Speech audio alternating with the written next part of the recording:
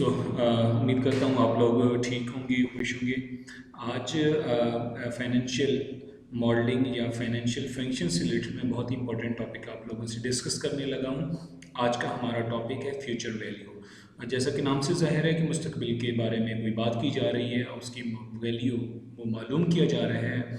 Normally ये होता है कि अगर आप इंश्योरेंस एजेंट्स हैं, तकाफुल में काम कर रहे हैं, या फिर आप किसी बैंक्स में हैं, लोन सिस्टम के ऊपर बैठे हुए हैं, वो आप काम कर रहे हैं।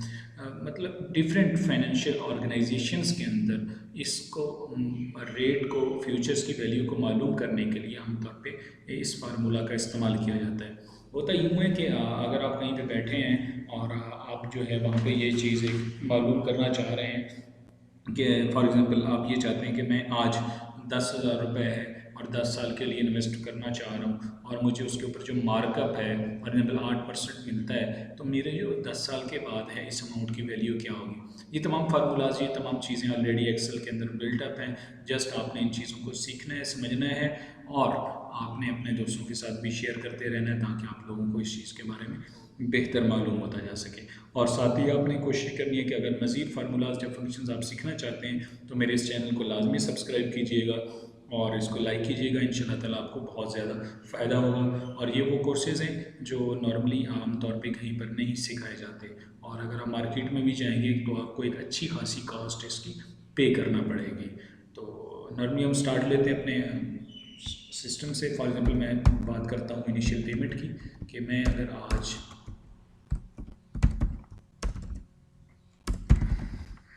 10,000 रुपये या 1 लाख रुपये, मैं 1 लाख रुपये की एग्जांपल ले लेता हूँ कि मैं अगर 1 लाख रुपये इन्वेस्ट करता हूँ तो नंबर ऑफ़ ईयर्स के आफ्टर 5 ईयर्स मेरे पास अगर मार्कअप हो, बैंक मुझे इसके ऊपर प्रॉफिट या अमाउंट एक प्रॉफिट दे रहा हो, तो अगर 8% हो प्रॉफिट हो तो मेरी फ्यूचर वैल्यू क्या होगी। यहाँ पे एक मैं टाइप का वर्ड यूज़ करूँगा, ये सिस्टम में बिल्टअप है, इसको आप नॉर्मली आप 1 से डिनोट कर दें ताकि आपके लिए इजी हो जाए फार्मूला को मालूम करते हुए।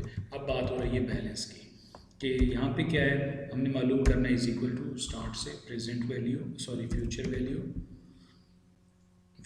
वैल्यू इनटू, आप देखें फार्मूला यहाँ पे आपके सामने है। सबसे पहले बात कर रहे हैं वो रेट की, फिर कर रहे हैं एन पार, फिर पीएमटी और पीवी और टाइम।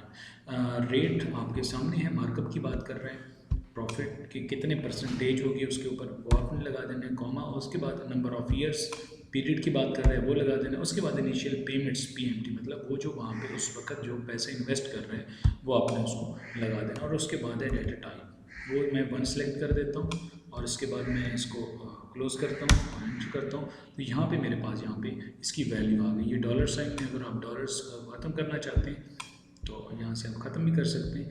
मतलब ये है कि आफ्टर 5 ईयर्स अगर आपको 8% प्रॉफिट मिलता है तो आपकी जो वैल्यू होगी वो होगी 5,86,661। अब आप इसी फार्मूला को आप अपने पास एक दफ़ा बना लें, एक्सेल शीट के अंदर सेव कर लें, और मेरे नाम इरफान से सेव कर लें, अपने नाम से भी सेव कर सकते हैं।